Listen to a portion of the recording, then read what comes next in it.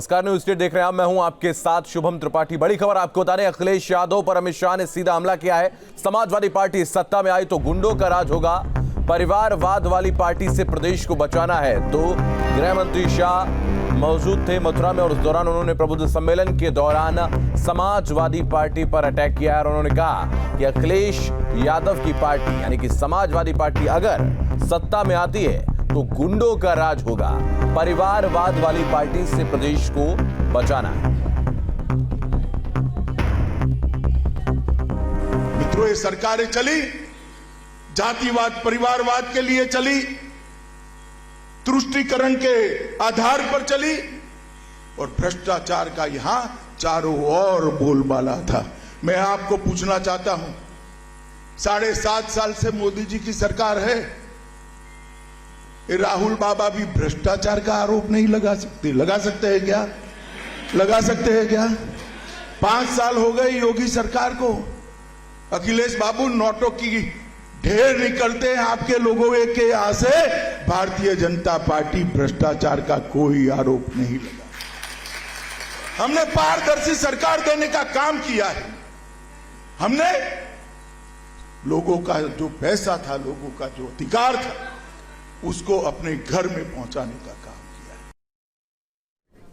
तो बात पश्चिम उत्तर प्रदेश के सियासी दंगल की। उत्तर प्रदेश विधानसभा चुनाव के लिए उल्टी गिनती शुरू हो गई और सभी राजनीतिक दल पश्चिमी उत्तर प्रदेश से लेकर पूर्वांचल तक और अवध से लेकर बुंदेलखंड तक चुनावी बिसात बिछा रहे हैं। बीजेपी उत्तर प्रदेश के चारों क्षेत्रों में प्रचंड बहुमत के साथ दोबारा अपनी जीत दोहराना चाह रही है। उत्तर प्रदेश में विधानसभा चुनाव को लेकर सरगर्मी तेज हो गई है। चुनाव की तारीख करीब आते ही नेता डोर टू डोर दस्तक दे रहे हैं, जनता से अपील कर रहे हैं, सरकार बनाइए। वादा करते हैं, जो दावा किया है वो करके दिखाएंगे। सभी पार्टियों में सबसे एक्टिव भारतीय जनता पार्टी है। पश्चिमी उत्तर प्रदेश में प्रचार की कमान बीजेपी के चाणक्य अमित शाह के कंधों पर है। 17 में बीजेपी को मिली बम्पर जीत को 22 में फिर से दोहराने की कवायद है। अमित शाह आज मथुरा में हैं, उसी कृष्ण नगरी जहां 2017 में बीजेपी की ऐतिहासिक जीत हुई थी। मथुरा सीट से बीजेपी के श्रीकांत शर्मा की बम्पर जीत हुई थी। छाता विधानसभा सीट से बीजेपी नेता लक्ष्मी नारायण चौधरी ने जीत का परचम लहराया था। गोवर्धन सीट से बीजेपी के कारिंदा सिंह की जीत हुई थी। बलदियो सीट पर बीजेपी के पूरन प्रकाश ने जीत का परचम लहराया था और माट सीट से बीएसपी नेता श्याम सुंदर शर्मा की जीत हुई। 2017 से 2022 के बीच बहुत कुछ बदल चुका है। पहले चरण में पश्चिमी यूपी से ही चुनाव का श्री गणेश है और किसान आंदोलन का सर्वाधिक प्रभाव इसी क्षेत्र में है और किसानों की नाराजगी बीजेपी के लिए सबसे बड़ा खतरा है। हालांकि बीजेपी कह रही है कि किसान साथ हैं और अगर किसान साथ हैं तो फिर यकीन मानिए 17 को 22 में दोहराना असंभव नहीं है। 2017 का चुनावी समीकरण समझिए। मेरठ मंडल में 28 में से 25 बीजेपी के खाते में गई।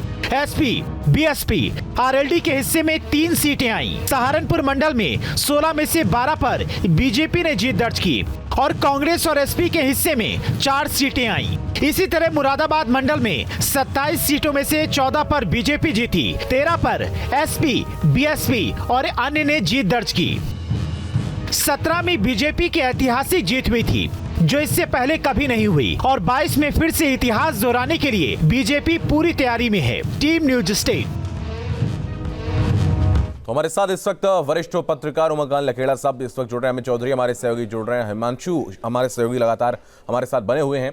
उमाकांत लखेड़ा जी, सबसे पहले मैं आपके पास आऊंगा। सवाल यही कि लगातार गृह मंत्री की अगर हम बात करें, गृह मंत्री डोर टू डोर कैंपेन कर रहे हैं और भारतीय जनता पार्टी के पक्ष में वो समर्थन लगातार मांग रहे हैं। कितना फर्क पड़ेगा पश्चिम उत्तर प्रदेश की अगर हम बात करें?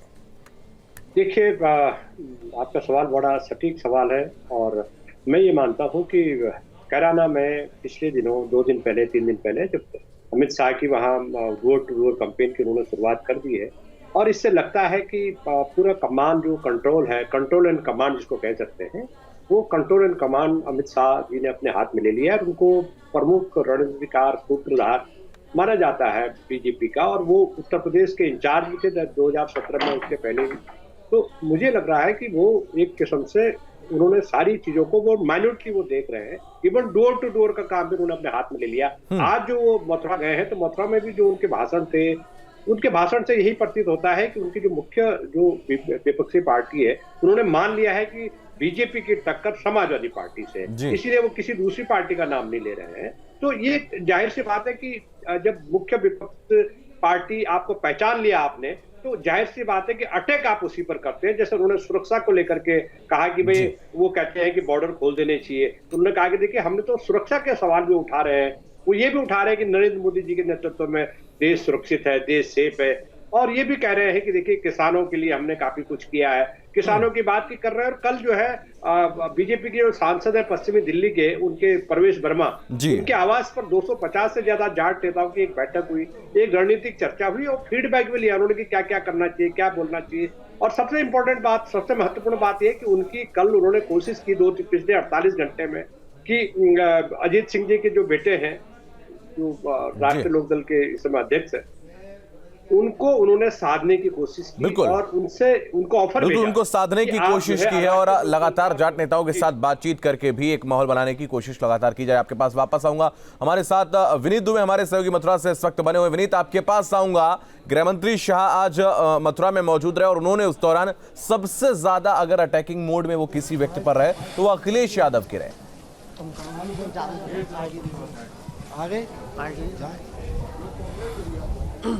जी बिल्कुल। और अगर ब्रज क्षेत्र की बात की जाए तो लगातार आप देख रहे होंगे कि ब्रज क्षेत्र हमेशा से बीजेपी के मुख्य सीट्स पर रहा है। मुख्यमंत्री योगी आदित्यनाथ ने करीब 18 से 19 बार यहां पर दौरा किया। गृह मंत्री अमित शाह ने भी आज यहीं से आगाज किया। आप देख सकते हैं कि सबसे पहले वो बांकीबारी मंदिर पहुंचे और उसके बाद सबसे पहले दर्शन किए। करीब 10 से 15 मिनट का उन्होंने वक्त बताया। और वहाँ वृंदावन में भी देखने को मिला कि तमाम जो साधु संत हैं, जो सेवायत हैं, जो वहाँ के ब्रजवासी हैं, जो कुंज गली में रहने वाले लोग हैं, उनसे भी उन्होंने रास्ते में चलते चलते बातचीत की और स्वागत सत्कार का दौर वहाँ पर देखने को मिला।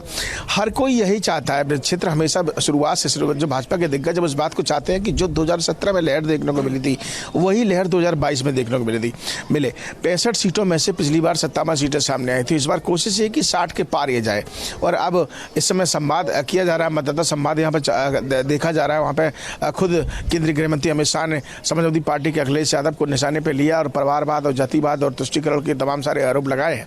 तो जाहिर सी बात है कि जिस तरीके से एक बार आपको याद होगा कि अखिलेश यादव ने इस बात को कहा था कि मेरे तो सपने में कृष्ण आए हैं और उन्होंने इस बात को कहा कि अगली बार मुख्यमंत्री मैं ही बनूंगा। तो इस तरीके के वक्तव्य तमाम सामने आते रहे हैं और ये प्रतिक्रिया और का दौर जो है, आरोप प्रत्यारोप का दौर लगातार चलता रहा है। लेकिन स्थानीय लोग क्या सोचते हैं वो हम एक बार बात करते हैं। मैं सतुआ गाँव में इस समय मौजूद हूँ, जो गोवर्धन का ये गाँव है और यहाँ पर डोर टू डोर कैंपेनिंग के लिए बस थोड़ी ही देर में यहाँ पर केंद्रीय मंत्री अमित शाह यहाँ पहुँचेंगे। संक्षेप में, बहुत संक्षेप में जानने की कोशिश करूँगा कि एक तरफ कृष्ण भगवान अखिलेश यादव के सपने में आते हैं, दूसरी तरफ यहाँ के लोग क्या सोचते हैं? आपको क्या लगता है कि इस बार किसकी सरकार है? जी, जो है अखिलेश जी के सपने में तो अभी भगवान श्री कृष्ण आने लगे हैं।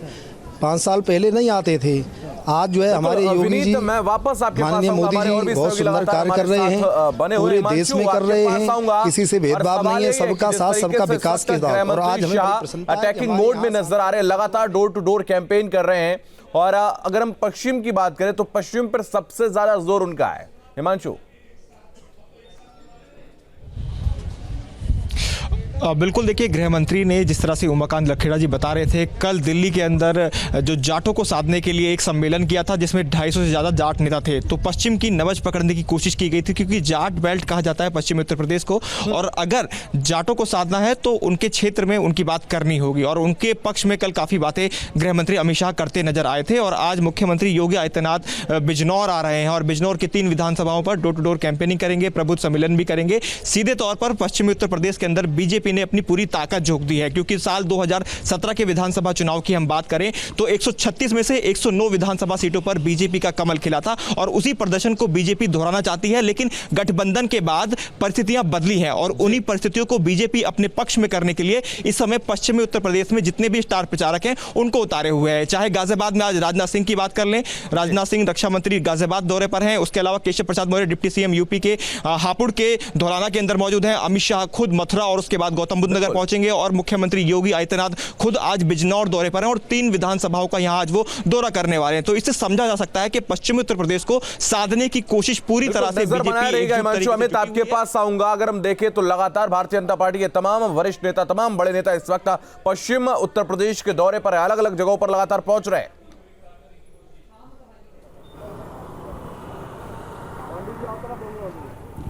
बिल्कुल, देखिए आज मथुरा के बाद अमित शाह गौतम बुद्ध नगर पहुंचेंगे और यहां पर 3 बजे उनके पहुंचने का कार्यक्रम है। उसके बाद तुगलपुर गांव, जहां पर मैं मौजूद हूं, इसी गांव में एक दलित बस्ती के अंदर डोर टू डोर कैंपेन करेंगे। उस कैंपेन करने के बाद जो वोटर्स हैं, उन वोटर्स से जो ब्लॉक प्रमुख हैं, ग्राम प्रधान हैं या तमाम बूथ अध्यक्ष हैं, उन लोगों के साथ एक निजी विश्वविद्यालय में बैठक करेंगे। बैठक करने के साथ साथ जो जानकारी निकल कर आई है उसके मुताबिक गौतम बुद्ध नगर की तीनों विधानसभा सीट को लेकर यहाँ के नेताओं के साथ एक मीटिंग करेंगे। उसके अलावा बुलंदशहर जो जिला है उसकी तमाम विधानसभा सीटों को लेकर बुलंदशहर के नेताओं से भी बात करेंगे। यानी गौतम बुद्ध नगर के इस दौरे को लेकर अमित शाह बुलंदशहर और गौतम बुद्ध नगर की तमाम विधानसभा सीट पर जो प्रत्याशी लड़ रहे हैं उनके लिए पार्टी कार्यकर्ताओं को जीत का मंत्र देंगे। और जिस तरीके से लगातार पश्चिमी उत्तर प्रदेश में बड़े नेताओं के बीजेपी के दौरे देखने को मिल रहे हैं और दूसरी तरफ अखिलेश यादव को लेकर आक्रामक बीजेपी के नेता तमाम दिख रहे हैं, तो कहीं ना कहीं जो नेता हैं उनको, जो वोटर हैं, उनको साधने की कोशिश बीजेपी की तरफ से की जा रही है।